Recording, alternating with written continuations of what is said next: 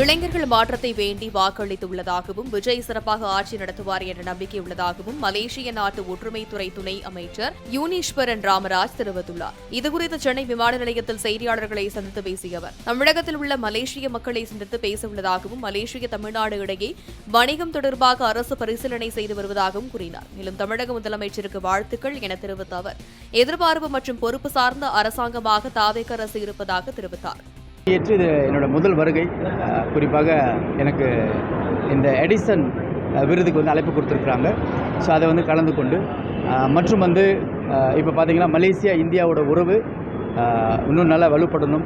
குறிப்பாக நம்ம தமிழ்நாடு ஏன்னு கேட்டால் இன்றைக்கி அநேக மலேசியாவில் இருக்கும் மக்கள் வந்து தென்னிந்தியாவிலேருந்து வந்தவங்க தான். அதனால் வந்து காலகாலமாக நம்மளோட இந்த உறவு பாலங்கள் இன்னும் தொடர்ச்சியாக நீடிக்க வேண்டும் என்று அதன் நிமித்தமாக மற்றும் பிரதமர் சார்பாகவும் இன்றைக்கி வந்து இங்கே வந்திருக்கிறோம். அது மட்டும் இல்லாமல் இங்கே கூடிய இந்த வருகின்ற 2-3 நாட்களில் இங்கே இருக்கிற சில மக்களை மற்றும் இருக்கிற மலேசியன் டயஸ்போரா அதை தவிர்த்து இங்கே இருக்கிற மலேசியன் பிஸ்னஸ் பீப்புள் அவர்களும் தவிர்த்து சில அரசியல் மக்களும் இங்கே சந்திக்கிறதுக்கு வந்திருக்கிறோம். ஸோ அதுதான் இந்த நோக்கம். இந்த ஒரு 3-4 நாட்களோட ஃபுல் பிளான் இங்கே நடக்குது. கண்டிப்பாக ஏன்னா இப்போ இதுக்கு முன்னாடியும் வந்து நிறையா பிஸ்னஸ் சார்ந்த விஷயங்கள் வந்து தொடர்ச்சியாக நடைபெற்று கொண்டே இருக்குது.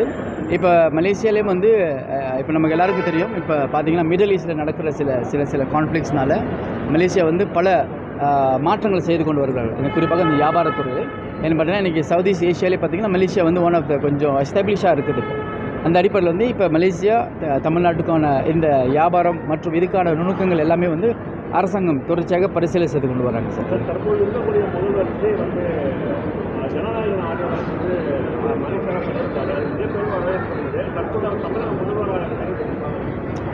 முதலாவது அவர் தமிழக முதல்வர் திரு சி ஜோசப் அவர்களுக்கு இந்த மனமார்ந்த வாழ்த்துக்களும் மற்றும் பிரதமரும் அவருக்கு வாழ்த்து தெரிவித்திருந்தார். மலேசியாவிலிருந்து அவர் ஆடியோ லான்ச் செய்யும்போது மிகவும் பெரிய வரவேற்பு. ஏன்னா மலேசியா மக்கள் உலகமெங்கிலும் இன்றைக்கி மக்கள் அவருக்கு பெரிய ஆதரவு கொடுக்குறாங்க.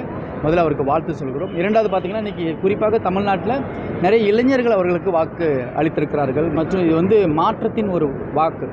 மக்கள் வந்து தமிழக மக்கள் நிறைய எதிர்பார்ப்பு இருக்கிறது, மாற்றங்கள் வர வேண்டும். அதாவது பார்த்திங்கன்னா இளைஞர்கள் மகளிர்கள் இப்படி நம்மளோட மாநிலத்தை நாட்டை முன்வைத்து மக்கள் வந்து அவர்களுக்கு வாக்களித்திருக்கிறார்கள். அதனால் இது ஒரு பொறுப்பு சார்ந்த எதிர்பார்ப்பு சார்ந்த ஒரு அரசாங்கம் இருக்குது. அதனால் நம்ம ரொம்ப நம்பிக்கை இருக்குது அவர் சிறப்பாக செய்வார்ன்ற ஒரு நம்பிக்கை இருக்குது.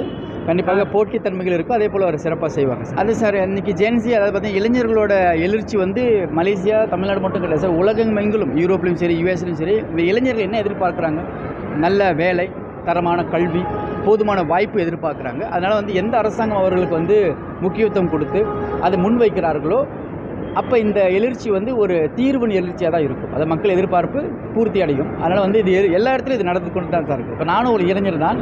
ஸோ எங்களுக்கு தெரியும் என்ன எதிர்பார்ப்புகள் இருக்கிறது.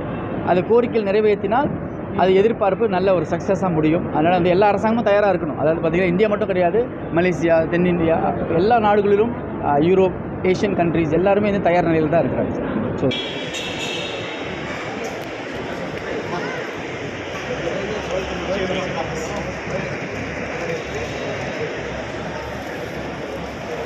Eventually.